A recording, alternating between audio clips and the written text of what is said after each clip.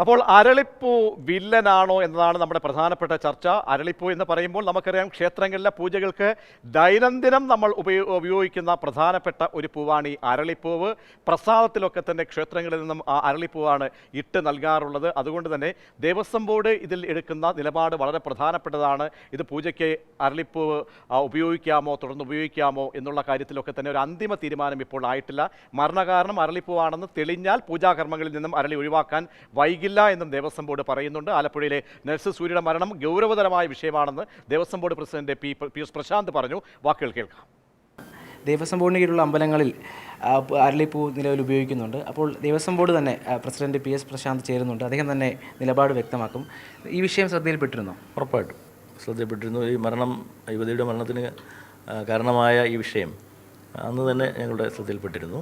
അതുമായി ബന്ധപ്പെട്ട് ഇന്നിപ്പോൾ ഞങ്ങളുടെ അവലോകന യോഗം ഉണ്ടാകും. റൊട്ടീനായിട്ട് ശബരിമലയുടെ വികസനവുമായി ബന്ധപ്പെട്ട് അവലോകന യോഗം ഇന്ന് നടന്നു.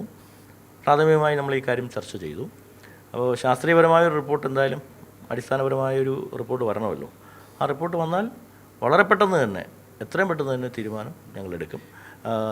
ഈ വിവരം ഞങ്ങൾ ആരോഗ്യവകുപ്പിൻ്റെ ശ്രദ്ധയിൽപ്പെടും. ആരോഗ്യവകുപ്പിൻ്റെ ശ്രദ്ധയിൽ അടിയന്തരമായി തന്നെ ഇത് പെട്ടിട്ടുണ്ട്.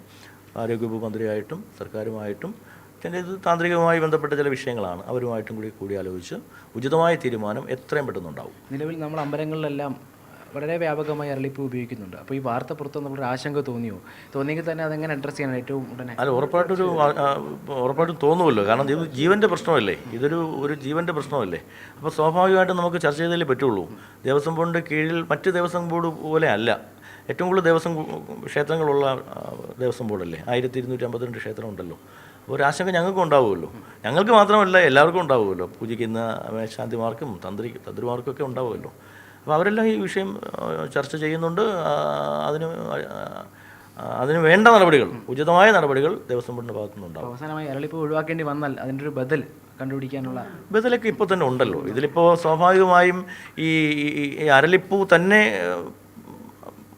പിന്നെ പൂജാദ്രവ്യമായി ഉപയോഗിക്കേണ്ട ഒരു ദൈവം എന്ന ഒരു മൂർത്തി ഇല്ലല്ലോ. ഇപ്പോൾ അങ്ങനെ ഇല്ല. ഇപ്പോൾ കൃഷ്ണന് പിന്നെ തുളസി നിർബന്ധമാണ്. അതുപോലെ അങ്ങനെ ഒരു നിർബന്ധപൂർവ്വം ഉപയോഗിക്കേണ്ട ഒരു വസ്തുവല്ല ഇത്. ഒഴിവാക്കിയ പ്രതിസന്ധി ഉണ്ടാവില്ല. ഇല്ല, അതൊന്നുമില്ല. നമുക്ക് ഒഴിവാക്കാം. ആധികാരികമായ റിപ്പോർട്ട് കാത്തിരിക്കുന്നു. ഒരു കാലതാമസവും ഇല്ലാതെ ഞങ്ങളത് തീരുമാനിക്കും. ഒരു ജീവൻ്റെ പ്രശ്നമല്ലേ. ആധികാരികമായ റിപ്പോർട്ടിന് വേണ്ടി കാത്തിരിക്കുകയാണ്. ഒരു കാലതാമസവും ഇല്ലാതെ ആരോഗ്യത്തെ ബാധിക്കുന്നതാണെങ്കിൽ അരളിപ്പൂ ഒഴിവാക്കുമെന്ന് തന്നെയാണ് ദേവസ്വം ബോർഡ് വ്യക്തമാക്കുന്നത്. Sudheesh Rahul G Nath, Mathrubhumi news, Thiruvananthapuram.